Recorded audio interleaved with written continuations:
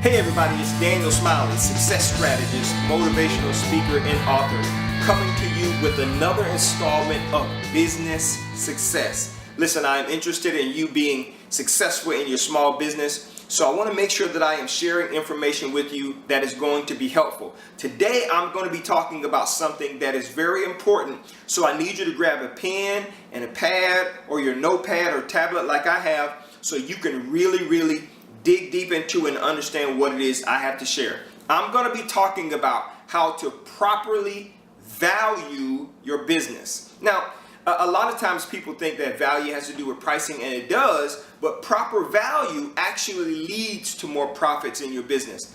One of the big challenges that small business owners have, or businesses in general, is that they are actually literally giving their business away for pennies on the dollar. You have worked very hard to get to where you are in your business or your education or in the expertise that you have, and I want to tell you something. It is worth something, okay? So giving it away for nothing is probably not the best way to actually honor the gift or the business that you have. So I'm going to be talking today about 6 things that I want you to consider when it comes to pricing and valuing your business. I want you to stop giving what you have to offer away. Here's why. Because people who value what you have to offer, they're willing to pay for it. But if you don't know how to value your business proposition, or you don't know how to value your products or services correctly, then you're going to have missed opportunities. And here's something else I really want you to understand.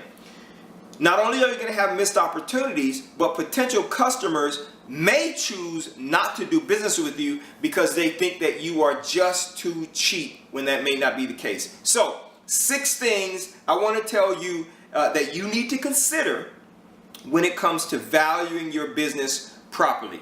Number 1, consider the kind of work that you're doing. Okay? So everything that you do has some sort of value to it. But if you are a brain surgeon, that's one kind of value. And if you're a person who is a lawn care maintenance person, that's another kind of value. Listen, both of those individuals provide an amazing service to the people that they actually work with. But one has a greater value in the life of those who are actually working, and one has another value that it actually has to the person that's working. So a doctor is going to solve one kind of problem, and you're going to solve another kind of problem, or a lawn care business is going to solve another kind of problem. So I want you to consider the kind of work that you're doing. And you know what? If you don't know what you should be charging, look around at what others may be charging or valuing their business at. Look at people who are charging the most and what they have to offer. Look at people who are charging the least and what they have to offer. And then look at your own business and make a decision about what you should be charging. Again, people who value what you have to offer, they will be willing to pay for it if you price it right. The second thing I want you to consider is the time it takes for you to do what you're doing. Okay? If it's taking you far more time than you're actually charging for, then you actually need to consider that. There are times you spend on preparation. There are times that you actually spend doing the work. And there may be times that you spend following up after the work is done. Okay? All of that has value to it. Okay? Think about when you go to a doctor's appointment. Okay? So a doctor has spent years getting an education, hiring a staff, and having people for you to come into their office. So there's time and money that doctor has actually spent to prepare to care for you. There is the care that you get when you go to that doctor's office. Listen, it may just be an hour that you're in that doctor's office. Okay, there is a value to that as well. And then there may be a follow-up appointment that you get from actually going to the doctor's office, and there's some value there as well. So you want to make sure that you're considering all of that time, not just the time that you're actually doing the work that you're doing. So think about your own business. You may be, let's say, a professional photographer. What did you have to do to get to a point where you can actually take professional pictures of individuals? How much time are you spending taking pictures of those individuals, and how much time are you spending on the back end editing, touching up, and making those pictures look absolutely amazing? Listen, that's a lot of time that you're spending. And if the value of your business, if you're charging very little for your business, then you're actually not going to get the most out of the business. And again, you may be losing customers because they think that your work is just too cheap. Number 3, consider the education and experience you need to have what you're offering to the individuals that you're working with right now. Think about that.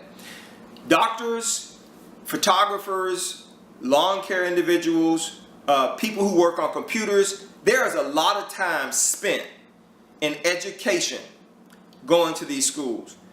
There's also a lot of time spent building up the experience needed to do an amazing job. All of that is worth something. Now think about yourself. Would you rather have somebody who has no education and no experience working on your car? Or would you prefer to have a master mechanic who has gone to school, got all of their certifications, and have 10 or 20 years working on almost every kind of car possible to work on your vehicle? Listen, that vehicle is going to be taking you all kinds of places, so you want to make sure that you have somebody who knows what they're doing working on it. Think about yourself. Consider the education, the things that you had to learn to get to where you are, and the experience that you actually have.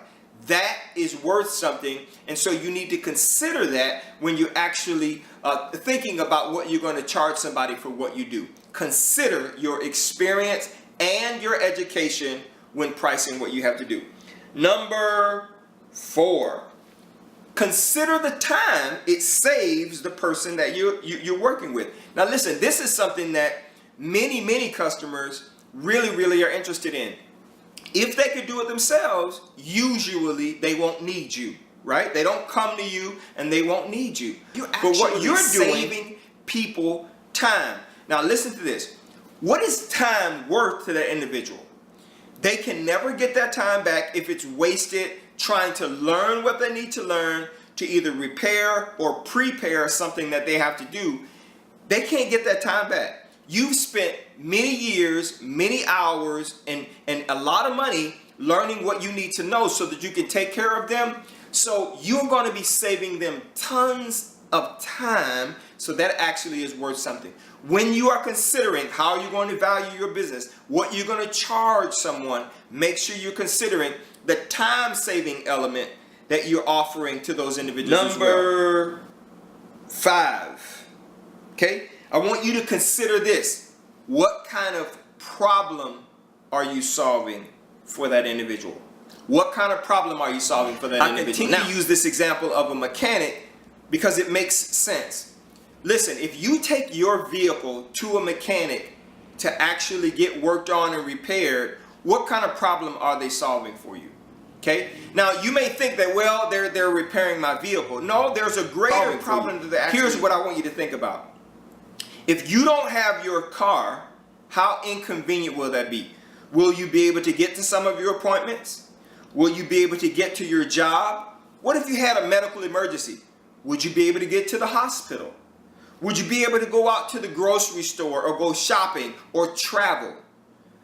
That's the actual kind of problem that they're solving for you, and that has a value. So when you're thinking about your customer, when you're thinking about what you're going to be charging, I want you to think about the problem that you're solving. One kind of problem, cashiers at a retail store solve another kind of problem. Doctors solve complex medical problems. Cashiers solve simple money problems, problems with processing people through the cashier line. Okay? There are 2 different problems. They have 2 different values. Okay? Consider the problem that you are actually solving. Listen, that doesn't necessarily mean the job that you're doing. It means the problem that you're solving. Here's another example. Let's say you are a professional photographer, and I've done professional photography in my career. It's why I know about this. What kind of problem are you actually solving for the people that you're taking pictures of? You are capturing memories that will last 60, 70, 80 years, or even a lifetime. Especially if it's digital photography, they can keep those things forever. They can print them, they can share them. Those moments that you are capturing, they can never ever get back.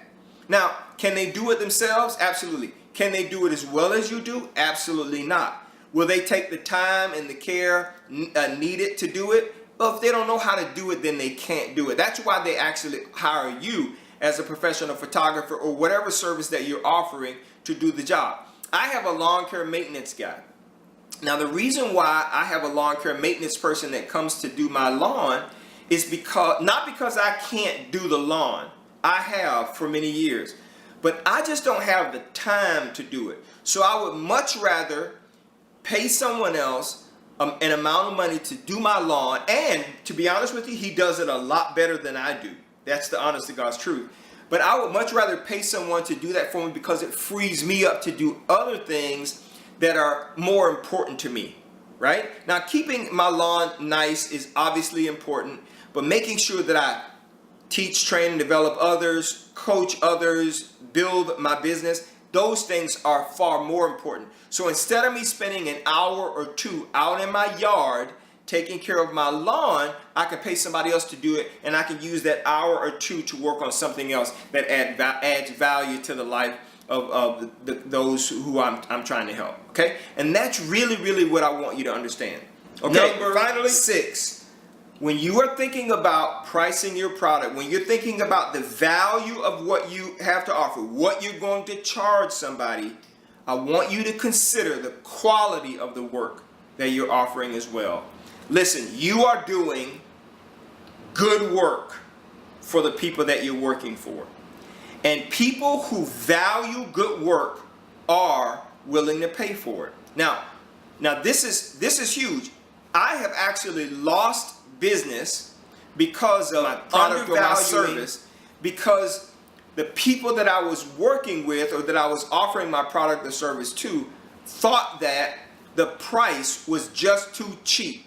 Now, how many people are you losing? How many potential customers are you losing because your price is too cheap? We often think that we lose customers because our price is too high, but a lot of times we're losing people because our price is not enough. When a person has to actually pay for something, there is a value in their mind that is attached to it based on that dollar amount.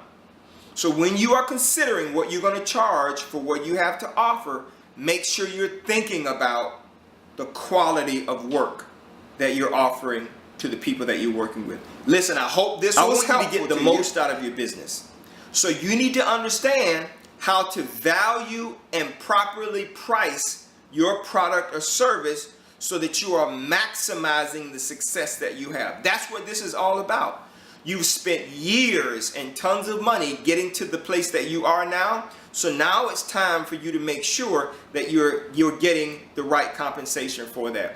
You have what it takes to do that, and you definitely have the power to succeed. I hope this video was helpful. If it was, please give me a big thumbs up, like, or leave me a comment and let me know what you think. That's important. That helps me to know, hey, I am heading in the right direction. I'm doing the right things. I want to hear from you, so leave me a comment. You can also send me an email. That's perfectly okay. And my email address is daniel@danielsmileyspeaks.com. I promise you that I will get the email and I will respond. I'm very interested in interacting with you. You can check me out on places like Facebook, Daniel Smiley Speaks, on Instagram, Daniel Smiley Speaks. Send me a tweet, The Daniel Smiley, or check me out on YouTube by searching Daniel Smiley and looking at me there.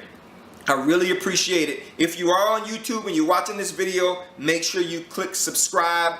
That actually gives you opportunity to get regular updates whenever I upload videos, and I usually try to upload at least 1 to 2 videos on a weekly basis that is helping both your personal and professional success. Remember, I believe that you have the power to succeed, so use that power to live the life that you've always dreamed of. I will talk to you soon.